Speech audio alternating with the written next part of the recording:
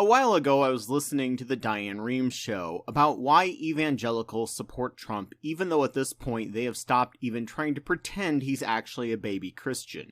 It was an interesting listen, but the biggest part that stood out to me was that the guest quoted the statistic that evangelicals in the US dropped from 21% to 15% in a decade. This is fascinating, but at the same time it makes you wonder, why are the Republicans and Trump pandering so hard to evangelicals when they're dropping so fast in population and will continue to shrink if estimated correctly? Well, that's because even though they make up only 15% of the population, they still have 26% of the vote because they treat voting like a religion.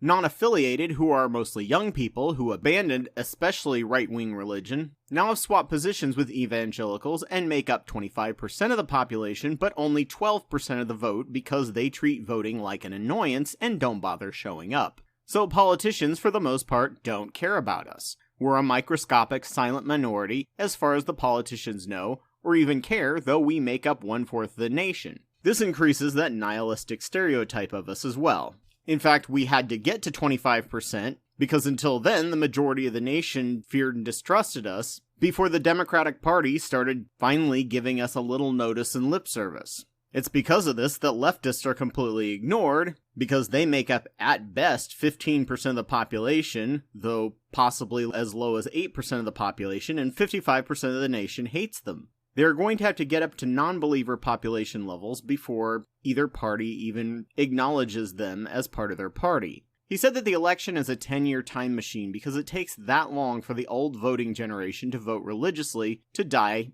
and the young people with a different point of view to start getting engaged with enough effort to begin offsetting the young voter apathy. And then, of course, young people all then say that the politicians don't represent them, so why bother to vote? So they perpetuate this problem, making it a self-fulfilling prophecy, and no one ever ends up representing them because there's zero political will to do so, and chasing what the older voters want is all that matters. He said that 2024 may finally match the current politics of the nation right this moment, but still won't match the politics of 2024 because young people don't vote, and because they don't vote, they don't get represented, so they don't vote. Constant negative feedback. And so, if you're not religiously affiliated and don't vote, you are a major part of the problem. You are actively enabling the Dominionist cause. Vote. Democrat, Republican, Libertarian, Green, Constitution, or Democratic Socialist, or just do a write-in. But until we bring the voting population of the evangelicals down from 25% to 15% that they actually are, they are still a very panderable demographic that are actively damaging this nation on their way out,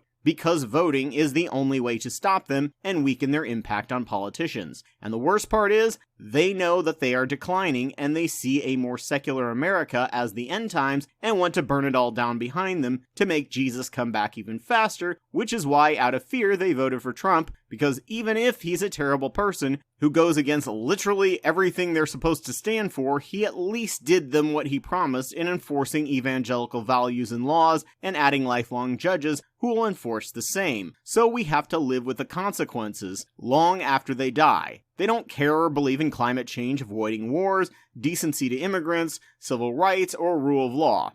David was a king. Maybe we shouldn't even have a democracy if it was good enough for God. The fear of losing power and being the norm is what drives them, and what drives the politicians they vote for to vote for terrible ideas and openly denigrate non-believers. If you're a non-believer and aren't religiously turning out to the polls to vote, you are at least half responsible for what they do in the name of religion. We have the population numbers to stop this, but we don't because we don't see immediate change. Get over your apathy or belief that voting doesn't do anything, and let's fix this country that has been so hijacked by the extreme religious right that it can no longer function.